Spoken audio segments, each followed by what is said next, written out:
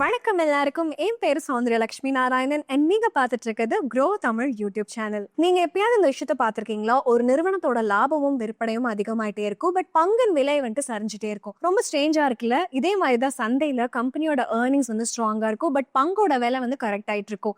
அந்த மாதிரி 3 நிறுவனங்களை தான் இன்னைக்கு பார்க்க போறோம். இவங்களுடைய லாபமும் விற்பனையும் கன்சிஸ்டன்டா கடந்த 3 வருடமா அதிகமாயிருக்கு, பட் பங்கின் விலை ரீசெண்டா வந்து 30% மேல ஃபால் ஆயிருக்கு. நம்ம இதை வந்து ஜஸ்ட் ஒரு மார்க்கெட் கரெக்ஷனா இல்ல பிசினஸ் டெயில் விண்ட் வந்து ஃபேட் ஆக ஸ்டார்ட் ஆயிடுச்சு, அது எல்லாத்தையும் தெரிஞ்சுக்கணும்ல. காணொலிக்குள்ள போலாம்.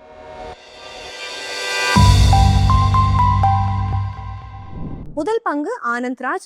ஆனந்த்ராஜ் ஒரு எக்ஸ்பீரியன்ஸ் ரியல் எஸ்டேட் டெவலப்பரா இருக்காங்க. என்சிஆர் ரீஜன்ல 50 இயர்ஸ்க்கு மேல ஆக்டிவா இருக்காங்க. கம்பெனியோட வணிகம்ல வெறும் ரெசிடென்ஷியல் பில்டிங்ஸ் மட்டும் கிடையாது, அது கூட சேர்ந்து township, IT parks, mall, hotel, warehouse இந்த மாதிரி எல்லாமே பண்ணிட்டு இருக்காங்க. ரியல் எஸ்டேட் கூட சேர்ந்து இந்த நிறுவனம் டேட்டா சென்டர் அப்புறம் கிளவுட் சேவைகள் ஸ்பேஸ்க்குள்ள என்டர் ஆயிருக்காங்க.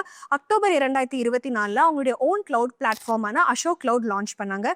இது மூலமா கம்பெனி வந்து கிளவுட் ஸ்டோரேஜ், கம்ப்யூட்டிங் சேவைகள் இன்ஹவுஸ் டெக்னாலஜி மூலமா கொடுக்கலான்னு இருக்காங்க. முன்னாடி போக போக இதையும் இன்னும் வந்து இந்த பிளாட்ஃபார்மை டெவலப் பண்ணி இன்ஃப்ராஸ்ட்ரக்சர் அஸ் சர்வீஸ் அப்புறம் கோலொகேஷன் சேவைகளும் கொடுக்கலான்னு இருக்காங்க. பிரசென்டா அபவுட் 96% வருவாய் வந்து ரியல் எஸ்டேட்ல இருந்து வருது, மீதி 4% ரெண்டல் அப்புறம் மீதி சேவைகள்ல இருந்து வருது. இந்த நிறுவனத்துடைய பினான்சியல்ஸ் பார்த்தோம்னா கடந்த 3 வருடமா கம்பெனியோட விற்பனை 4.5x அதிகமா இருக்கு, நெட் ப்ராஃபிட் 8x அதிகமா இருக்கு. மெயின் டிரைவர் இந்த ப்ராஃபிட் growth வந்து மார்ஜின் எக்ஸ்பான்ஷன் தான். 16% இருந்து 24% மேனுஃபேக்சரிங் எம்ப்ளாய் காஸ்ட் கம்மியானதுனால. Q2 FY26 நிறுவனத்துடைய வருவாய் 23% அதிகமா இருக்கு, 631 crores. நியூ ப்ராஜெக்ட்க்கு பெட்டர் ரெஸ்பான்ஸ் இருந்ததுனால தான். ஆபரேட்டிங் ப்ராஃபிட் 49% அதிகமா இருக்கு, 168 crores. Operating profit margin 500 bps 27%. Strong sales growth இருக்கு, improved operating efficiency, net profit 30% 138 கோடி அதிகமா இருக்கு. கம்பெனி வந்து அவங்க ரியல் எஸ்டேட் மட்டும் அப்படின்னு சொல்லிட்டு இல்ல, இப்ப டேட்டா சென்டர், கிளவுட் சேவைகள் இந்த வணிகத்துக்குள்ளே என்டர் ஆயிருக்காங்க. இப்போதைக்கு பாத்தீங்கன்னா 28 மெகாவாட் கெப்பாசிட்டி ஆபரேஷனலா இருக்கு.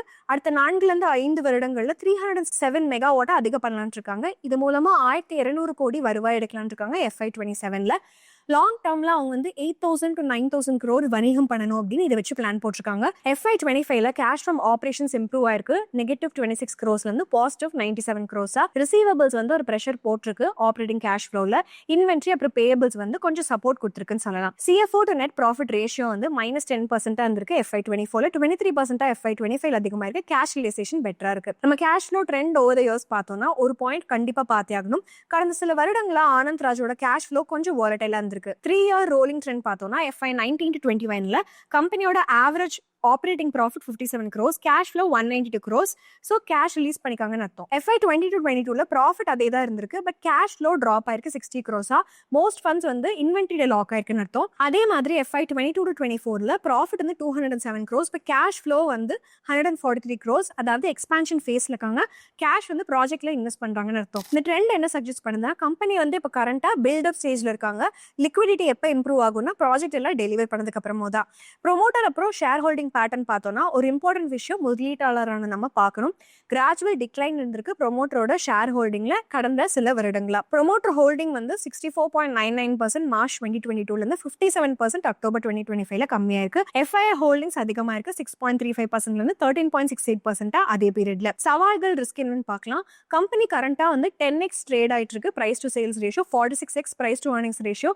அதாவது மார்க்கெட் வந்து பிரீமியம் வேல்யூஷன் கொடுத்திருக்காங்க. பிரைமரியா growth expectations especially data center வணிகத்தினால. இப்போ மார்க்கெட் கண்டிஷன்ஸ் இந்த நிறுவனத்துக்கு சாஃப்டா இருந்தாலும் இல்ல கம்பெனி வந்து இந்த எக்ஸ்பான்ஷன் பிளான் பண்றதுக்கு ஃபெயில் ஆயிட்டாலும் FY27 ரெவென்யூ டார்கெட் 1200 வந்து ஃபேஸ் பண்ணல, ப்ரெஷர் இருந்தது, வேல்யூவேஷன்ல நிறைய பிரச்சனைகள் வர வாய்ப்பு இருக்கு. நம்ம அடுத்து பார்க்க போற பங்கு வந்து ஐநாக்ஸ் வின். ஐநாக்ஸ் வின் வந்து ஒரு ஃபுல்லி இன்டிகிரேட்டட் விண்ட் எனர்ஜி நிறுவனமா இருக்காங்க. டிசைன், தயாரிப்பு, EPC, இன்ஸ்டலேஷன், ஆபரேஷன், மெயின்டெனன்ஸ் இதெல்லாம் வந்து ஒரே ரூஃப்ல ஒரே நிறுவனத்துல பண்ணிட்டு இருக்காங்க. இந்த நிறுவனம் அவங்களோட ஓன் பிளேடு, டவர், நேசல்ஸ் எல்லாம் தயாரிப்பு செய்யறாங்க. எதுக்குன்னா காஸ்ட் கண்ட்ரோல் பண்றதுக்கு, குவாலிட்டி அஷ்யூர் பண்றதுக்கும், சப்ளை செயின் எஃபிஷியன்ட்டா இருக்கும். 3 megawatt wind turbine generated WTG வந்து கோர் ப்ராடக்ட்டா இருக்கு. ஸ்பெசிஃபிக்கா இந்தியன் விண்ட் கண்டிஷன்ஸ்க்கு இது வந்து இந்த நிறுவனத்தை பெரிய ஆர்டர்ஸ், இன்ஸ்டலேஷன்ஸ் எல்லாமே வந்து ஈட்ட ஹெல்ப் பண்ணிக்குன்னு சொல்லலாம். இது ப்ரிஃபர்ட் சாய்ஸா இருக்கு எல்லா கிளைண்ட்ஸ்க்கும். கம்பெனி ஜர்னி FY20 to 25ல பார்த்தோம்னா ஐநாக்ஸ் விண்டோட ரெவென்யூ 5.6x அதிகமாயிருக்கு. ரியல் இம்ப்ரூவ்மெண்ட் மார்ஜின்ல வந்திருக்கு. எபிட்டா, நெட் ப்ராஃபிட் வந்து நெகட்டிவ்ல இருந்து பாசிட்டிவா ஃபிளிப் ஆயிருக்கு. கோர் டிரைவர் என்னன்னு பாத்தீங்கன்னா பேக்வர்ட் இன்டெகிரேஷன் தான். In-house screen, transformer, nasal pencil hub production எல்லாமே வந்துட்டு இவங்க இன்க்ளூட் பண்ணிக்காங்க. இதனால வெண்டர் டிபெண்டன்ஸ் கம்மியா இருக்கு. லார்ஜ் ஸ்கேல் எக்ஸிகியூஷன் பண்ணிக்காங்க சின்ன டிலே மூலமா. இந்த இனிஷியேட்டிவ் ஷார்ப்பா காஸ்ட் ரெடியூஸ் பண்ணிருக்கு, ஆப்ரேட்டிங் லெவரேஜ் மார்ஜினையும் இம்ப்ரூவ் பண்ணிருக்கு. மேனேஜ்மெண்ட் என்ன சொல்றாங்கன்னா Q1 யூஷுவலா வந்து சீசனல் ஸ்லோ குவார்டர்னு சொல்றாங்க. பட் பெர்ஃபார்மன்ஸ் வந்து கொஞ்சம் ஸ்ட்ராங்காவே இருந்திருக்கு. மெயின் வளர்ச்சி என்ன அப்படின்னு பாத்தீங்கன்னா ஃபோக்கஸ் வந்து ரெவென்யூ குவாலிட்டி அப்புறம் எக்ஸிகியூஷன் இருந்திருக்கு. வெறும் கெப்பாசிட்டி எக்ஸ்பேண்ட் பண்ணதுல இல்லாம கம்பெனி என்ன ப்ரையாரிட்டைஸ் பண்ணிக்காங்கன்னா இருக்கிற ப்ராஜெக்ட் எல்லாத்தையும் டெலிவர் பண்ணணும், பேக்லாக் எல்லாத்தையும் கிளியர் பண்ணணும். ப்ராஃபிட்டபிலிட்டி பூஸ்டும் இம்ப்ரெசிவா இருந்திருக்கு. எபிட்டா பேட் வந்து ரெவென்யூ விட ஃபாஸ்டா க்ரோ ஆயிருக்கு. கிளியர் இம்ப்ரூவ்மெண்ட் இருக்கு ஆப்ரேட்டிங் லெவரேஜ்லயும். இந்த நிறுவனத்துடைய பேலன்ஸ் ஷீட்டை இப்ப பார்க்கலாம். கம்பெனி ரீசெண்டா போனஸ் ஷேர் கொடுத்திருக்காங்க 3:1 ரேஷியோ. அப்புறம் ஒரு மர்ஜர் கம்ப்ளீட் பண்ணிருக்காங்க. ஸோ 4x ஜம்ப் இருந்திருக்கு அவங்களுடைய எக்விட்டி கேபிட்டல்ல. ஆல்தோ இந்த நிறுவனத்துடைய லாங் டர்ம் பாரோயிங்ஸ் ரெடியூஸ் ஆயிருக்கும், ஆல்மோஸ்ட் ஜீரோவா இருக்கு. இன்வெஸ்டர்ஸ் வந்து ஷார்ட் டர்ம் பாரோயிங்ஸ்ல அட்டென்ஷன் கொடுக்கணும். இது 1464 crores 20% ரிடக்ஷனுக்கு அப்புறமாவும் கம்பெனி வந்து 170 crores ஆனுவல் இன்ட்ரெஸ்ட் எக்ஸ்பென்ஸா வந்து இன்கர் பண்றாங்க. சோ இது வந்து ப்ராஃபிட்டபிலிட்டி அஃபெக்ட் பண்றதுக்கு வாய்ப்பு இருக்கு. இந்த நிறுவனத்துடைய கேஷ் ஃப்ளோ பார்க்கலாம். FY25ல ஐநாக்ஸ் பின் வந்து P&L மட்டும் இம்ப்ரூவ் பண்ணல, ஒரு மேஜர் டர்ன் அரவுண்ட் அவங்க கேஷ் ஃப்ளோலயே பார்த்திருக்காங்க. சோ ப்ரீவியஸ் இயர் வந்து ஒரு நெகட்டிவ் கேஷ் ஃப்ளோ காட்டியிருந்தாலும் FY25 வந்து பாசிட்டிவ் இன்ஃப்ளோ 138 crores காட்டியிருக்காங்க. CFO பாசிட்டிவா டர்ன் ஆயிருந்தாலும் கம்பெனியோட ஃபண்ட் வந்து ட்ரேட் ரிசீவபிள்ஸ் இன்வென்ட்ரியில ஸ்டக்கா இருக்குன்னு சொல்லலாம். இன்வெஸ்டர்ஸ் என்ன வந்து நோட் பண்ணணும்னா கம்பெனி வந்து 1646 crores வந்து வர்த் ஆஃப் கிரெடிட் சேல்ஸ் பண்ணிருக்காங்க. இது வந்து working capital largely funded by short term borrowings தான் இருக்குன்னு சொல்லலாங்க. மேனேஜ்மெண்ட் என்ன சொல்றாங்க அப்படின்னா இந்த நிறுவனம் 1.2 gigawatt எக்ஸிகியூஷன் FY26லயும் 2 gigawatt FY27லயும் அச்சீவ் பண்ணலாம் அப்படின்னு பிலீவ் பண்றாங்கன்னு சொல்றாங்க. ஒரு மேஜர் ரிஸ்க் இந்த நிறுவனத்துக்கு என்ன அப்படின்னு பாத்தீங்கன்னா revenue concentration. Large portion of வருவாய் வந்து சில லிமிடெட் கிளைண்ட்ஸ் கிட்ட இருந்தா வருது, அப்புறம் கவர்மெண்ட் லிங்க்ஸ் ப்ராஜெக்ட் இருந்தா வருது.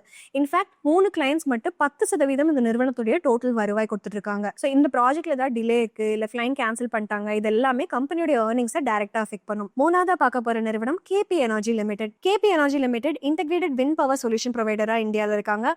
End to end farm development, அதுக்கப்புறம் கிரிட் கனெக்டிவிட்டி இதெல்லாம் வந்து இந்த நிறுவனம் பண்ணிட்டு இருக்காங்க. இந்த நிறுவனத்துடைய கோர் வணிகம் எதுல இருக்கு அப்படின்னு பாத்தீங்கன்னா EPCC டர்ன்கி எக்ஸிகியூஷன். இதுல லேண்ட் டெவலப் பண்றது, இன்ஃப்ராஸ்ட்ரக்சர் செட் பண்றது, எலக்ட்ரிக்கல் ஒர்க் பண்றது, கிரிட் டைப் பண்றது, இது எல்லாமே ஒரே அம்ப்ரெல்லா கீழே இந்த நிறுவனம் பண்ணிட்டு இருக்காங்க. இது கூட சேர்ந்து இந்த நிறுவனம் வந்து அவங்களுடைய IPP பில்ட் பண்ணிட்டு இருக்காங்க. IPPனா இண்டிபெண்டன்ட் பவர் போர்ட்ஃபோலியோ. இது மூலமா ஸ்டேபிள் ஆன்யூட்டி டைப் ரெவென்யூ அவங்களுக்கு வரும். ஆபரேஷன் அண்ட் மெயின்டெனன்ஸ் செக்மெண்ட் மூலமா லாங் டர்ம் மெயின்டெனன்ஸ் 500 மெகாவாட்டுக்கும் மேல அசெட்ஸ்ல இவங்க பண்ணலாம் அப்படின்னு சொல்லிட்டு இருக்காங்க. இந்த நிறுவனத்துடைய ஃபினான்ஷியல் பெர்ஃபார்மன்ஸ் FY22-25 பார்த்தோம்னா கம்பெனியோட வருவாய் 3.75x அதிகமா இருக்கு. பட் ரியல் வருவாய் வந்து மார்ஜின்ஸ் தான். 5.24x வந்து ஜம்ப் இன் எபிட்டா, பேட் வந்து 6.31x அதிகமா இருக்கு. கீ டிரைவர் வந்து ஆபரேஷனல் எக்ஸலன்ஸ். இதனால வந்து operating profit margin 500 basis points அதிகமா இருக்கு. Q2 FY26ல KP energy 51% year on year revenue growth காட்டியிருக்காங்க. அவங்களுடைய சீசனல் வீக் குவார்டரா இருந்தாலும் இந்த வளர்ச்சியை காட்டியிருக்காங்க. மெயின் டிரைவர் என்ன அப்படின்னு பாத்தீங்கன்னா ஸ்ட்ராங் கமிஷன் இந்த EPCC ப்ராஜெக்ட் பண்ணிருக்காங்க. அது மட்டும் இல்லாம சாலிட் பிக்கப் இருக்கு IPP ஆபரேஷன்ஸ்ல. இது வந்து 0.69 crore யூனிட்ஸ்ல இருந்து 2.75 crore யூனிட்ஸா அதிகமா இருக்கு. பவர் சேல்ஸ் ரெவென்யூவா அதிகம் பண்ணிருக்கு. அதே சமயத்துல மார்ஜினும் இந்த நிறுவனத்துக்கு இம்ப்ரூவ் ஆயிருக்கு. அவங்க வந்து AA பேஸ்ட் NOC சிஸ்டம் போட்டிருக்காங்க, பிரிவென்டிவ் மெயின்டெனன்ஸ் பண்றாங்க, ஸ்மார்ட்டா ரிசோர்ஸ் பிளான் பண்ணிட்டு இருக்காங்க. ஓவராலா எஃபிஷியன்சி அதுக்கப்புறம் ரிலேபிலிட்டி வந்து இந்த நிறுவனம் ஜென்ரேட் பண்ணிட்டு இருக்காங்கன்னு சொல்லலாம். கம்பெனியோட நெட் ப்ராஃபிட் வந்து 44% அதிகமா இருக்கு. பட் growth பேஸ் வந்து ஸ்லைட்டா மாடரேட்டா இருந்திருக்கு.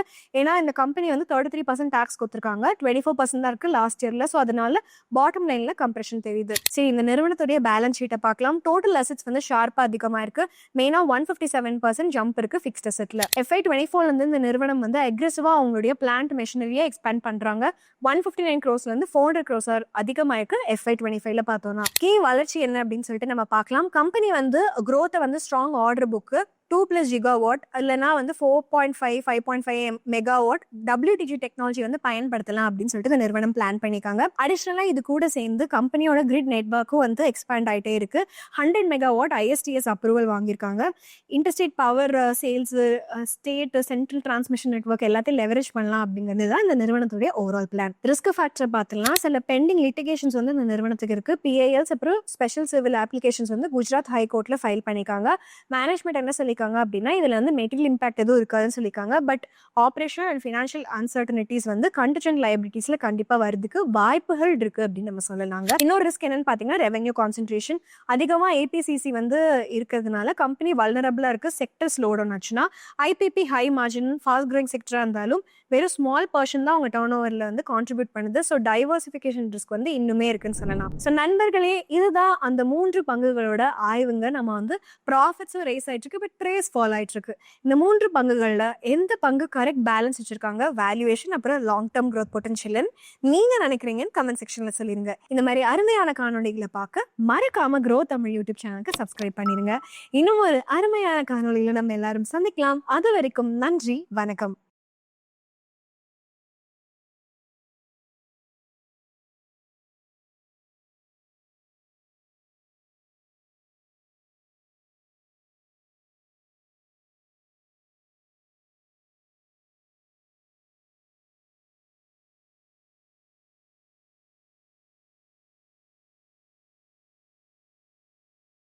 Investment in securities market are subject to market risks. Read all the related documents carefully before investing. Please read the risk disclosure documents carefully before investing in equity shares, derivatives, mutual fund, and or other instruments traded on the stock exchanges.